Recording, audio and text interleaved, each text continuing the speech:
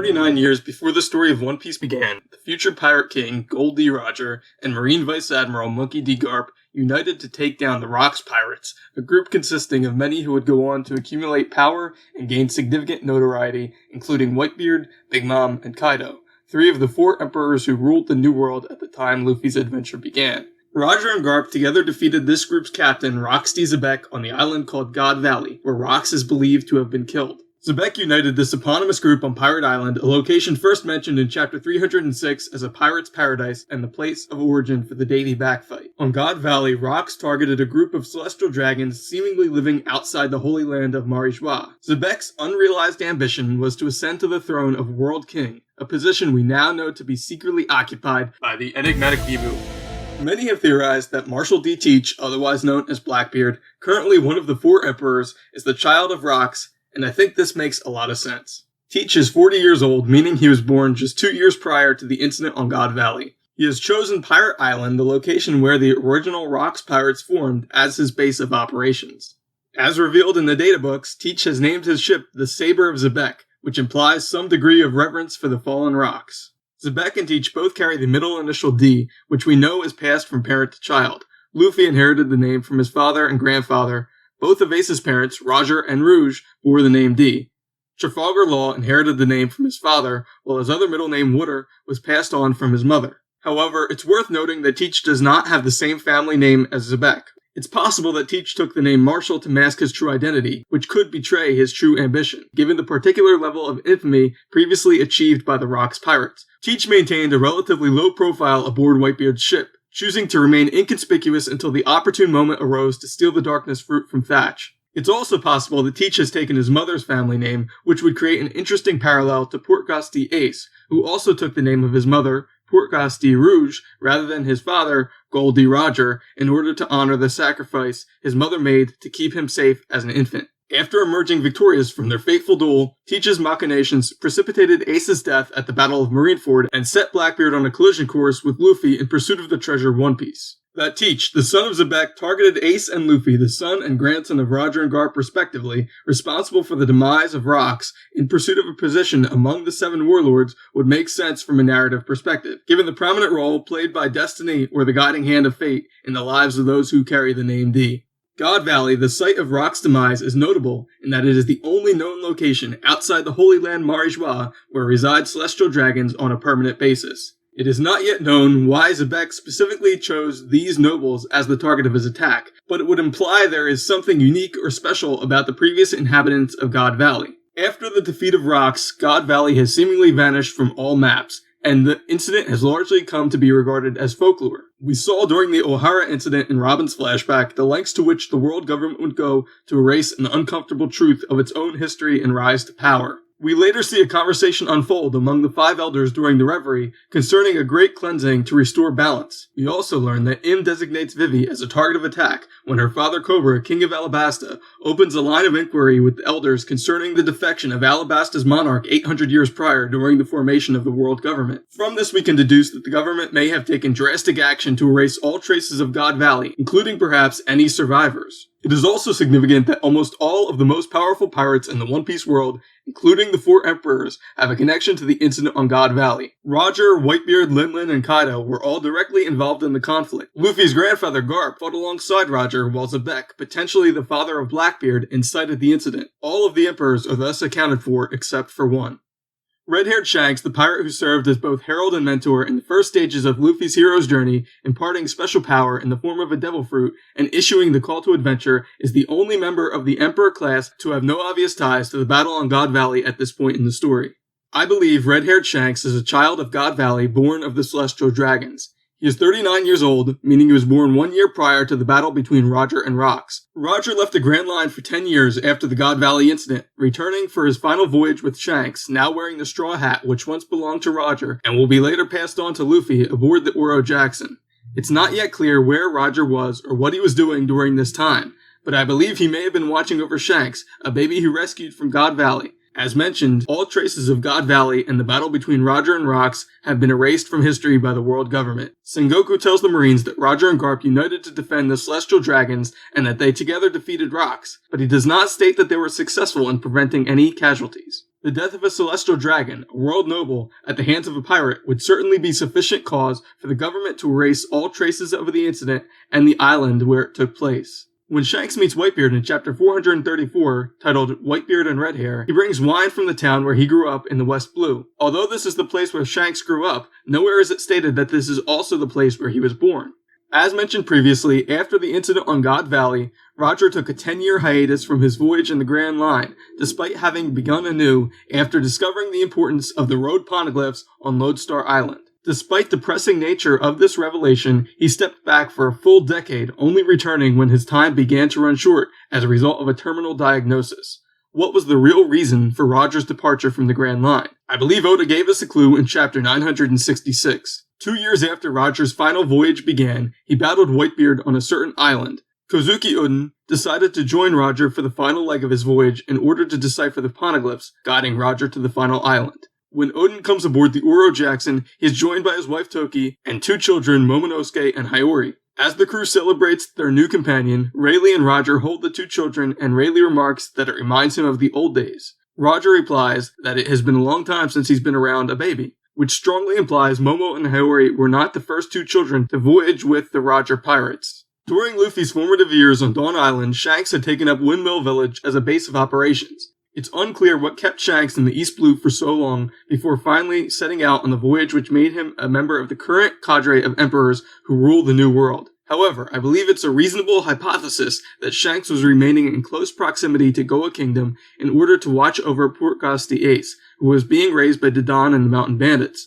It would seem no small coincidence that Shanks was frequenting a harbor on the same island where the child of his former captain was hidden away from the world government, especially when coupled with the conversation between Roger and Rayleigh in chapter 968, during which Roger expressed his belief that a yet-to-be-born biological heir would inherit his will and take up his mantle following his imminent passing. If Shanks learned about Ace, he likely would have wanted to ensure his captain's legacy live on, watching over him from afar, remaining close enough to intervene if he were ever to be discovered by the world government, but far enough away not to draw any unwanted attention. If this is in fact the case, we could then perhaps here draw a parallel between Roger and Shanks. I believe Roger may have been watching over Shanks as he grew up on an island in the West Blue, waiting for a day when Shanks was old enough to take to sea. Similarly, Shanks may have been waiting for Ace in the East Blue when he unexpectedly happened upon a local village boy who embodied the will of the former pirate king better than Roger's son ever could. Shanks came to believe so strongly in this boy that he would sacrifice his arm and part with his treasured straw hat. Ace was around 10 when Shanks departed from Dawn Island for the last time, which is just about the same age Shanks would have been when Roger took him aboard his ship to sail for the Grand Line. While Shanks never took Ace to sea with him, this may have been a result of his fateful encounter with Luffy, in whom he saw Roger's will so well reflected. There is further evidence to suggest Shanks' noble heritage. During the Battle of Marineford, Shanks arrives to end the war between the Marines and the Whitebeard pirates. Sengoku agrees to the truce on the basis of Shanks' stature. Similarly, following the reverie, we see Shanks is able to enter Pangaea Castle and command a meeting of the world's highest power, the 5 Elders. On what basis could a pirate, even one as powerful as Shanks, command such authority? Also worth noting that Shanks' most notorious rival, Dracul Mihawk, shares the same iris pattern as the secret world king who rules from the shadows. All of this suggests that Shanks may have ingratiated himself to the world government despite his infamy as one of the most notorious pirates in the world. And so we come to the point that from birth, Shanks and Blackbeard may in fact be fated enemies. This is a theory largely built on speculation, but I do believe there is strong evidence to suggest this to be the case. A popular theory among One Piece fans suggests that Blackbeard will be responsible for the death of Shanks, and this is with good reason. The death of a mentor is a common facet of classic hero myths. In a future video, I want to take a deeper look at the mythic hero's journey onto which Luffy's adventures map quite well. However, I'm not yet convinced that Teach will be responsible for Shanks' death, if only because it's so widely predicted.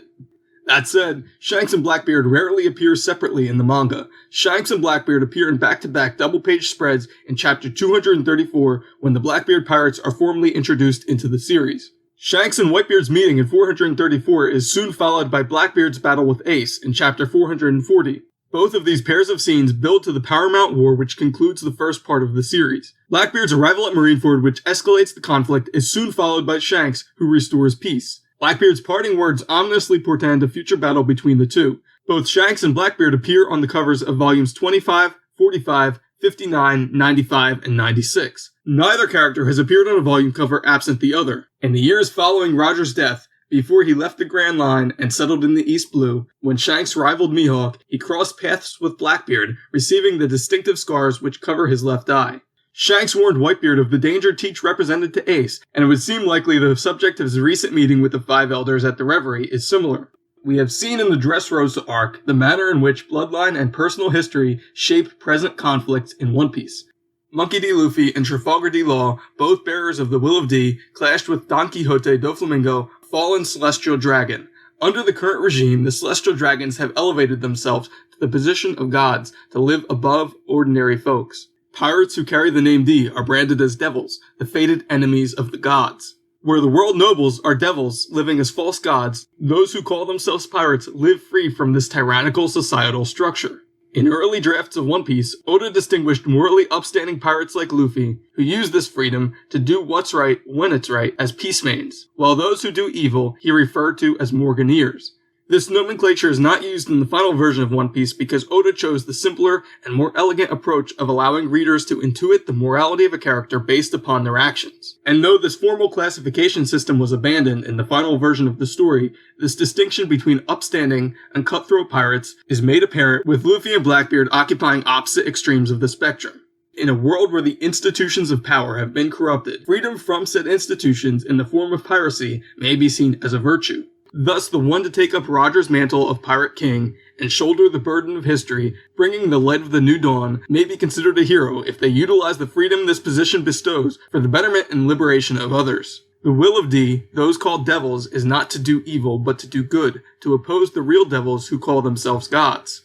Shanks and Teach may have been fated to cross paths from the very beginning, when Zebek, in pursuit of global domination, struck down Shanks' parents on God Valley. Here Shanks, a criminal, a devil, is in fact noble, a false god by birth, yet he does not embody the ethos of the Celestial Dragons because he was instilled with the values espoused by Goldie Roger, who spoke the words, an inherited strength of will, one's dreams, the ebb and flow of the ages. As long as people hunger for freedom, these things will exist. In this manner, the values of a pirate better represent the qualities of a righteous and just leader. Paradoxically, Shanks thus embodies the qualities which should be common to those who hold power from whom he descended because of the influence of the former pirate king. Zebek, though a bearer of the will of D, meant to represent freedom from abuse of power, instead embodies the ethos of the Celestial Dragons and the dark forces which presently control the One Piece world. If Teach has inherited Zebek's will, he and Shanks could thus represent a diametrically opposed pair, natural-born enemies by blood and perfect thematic foils. At the same time, both represent an inversion of the original mandate of the groups from which they descend and thus defy fate. For Shanks, the influence of Roger would have been instrumental in preventing him from inheriting the qualities of his noble forebears. Similarly, Zebek's corrupting influence would thus be responsible for Blackbeard's deviation from the noble path intended for those who carry the name D. Perhaps the conflict between Shanks, Teach, and Luffy will come full circle on the island of God Valley. I don't feel confident predicting the exact shape this conflict will take, though I will hazard a guess. After the Wano arc concludes, the Straw Hat Pirates will possess 3 of the 4 road poneglyphs needed to reach the final island Laughdale. The one which is presently missing was on Fishman Island 25 years ago when Roger completed his voyage. During the intervening years between Roger's execution and the present day, those most likely to have moved the road poneglyph, Whitebeard and Shanks, would both have ties to God Valley. Where better to hide the last piece of the puzzle needed to conquer the Grand Line than an island lost to time? A battle between Luffy, the D who inherited the will of Roger and Joy Boy before him, to end the darkness which has engulfed the world for 800 years and bring about the new dawn, against a pirate who abuses freedom to aggrandize self, would be the most fitting way to determine who will discover One Piece and become the next pirate king. Of course, this theory still leaves us with a ton of questions. If Shanks is in fact of noble birth, when was he made aware of his ancestry? In chapter 968, after Roger's revelation on Laughdale, he converses with Shanks, bringing the young apprentice to tears. While it's possible Roger simply communicated his intent to hand himself over for execution, the fact that he had this conversation with Shanks privately implies some personal significance to Shanks. What then of Buggy the Clown, Shanks' counterpart and fellow apprentice aboard Roger's ship?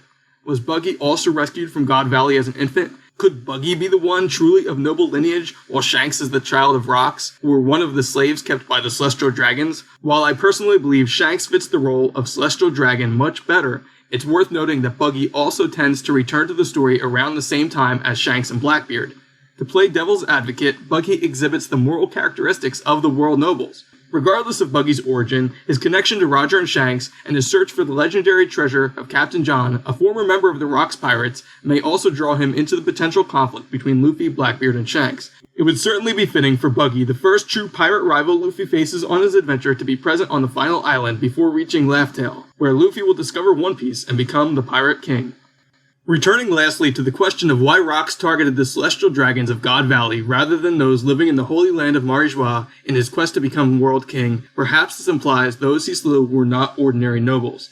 Could Shanks descend from a particularly extraordinary lineage, and thus occupy a role similar to Aragorn from Tolkien's Middle-earth series, a born king living as a ranger or a pirate whose destiny is to reclaim a throne abandoned or lost many centuries ago? The world government was founded 800 years ago by 20 monarchs from around the world, and though the institution they created was corrupted by time and perhaps a deal with a true devil, it would seem possible that their original mandate was pure, to protect the world against the growing threat of the ancient lost kingdom and its 3 weapons of mass destruction. I mentioned previously that I am not convinced Shanks will be killed by Teach, and so I would suggest that an alternative fate may involve Shanks being restored to a position previously occupied by a noble ancestor of upstanding moral character. Throughout the story of One Piece, the Straw Hats, the Light of the New Dawn, have repeatedly unseated those who abuse their positions of power, but do not leave a vacuum in their wake. Instead, they also help restore righteous and just rulers like the Nefertari family of Alabasta. If anarchy is not the end goal, what then will replace the corrupt world government in the aftermath of the final war, which will be precipitated by discovery of the treasure One Piece?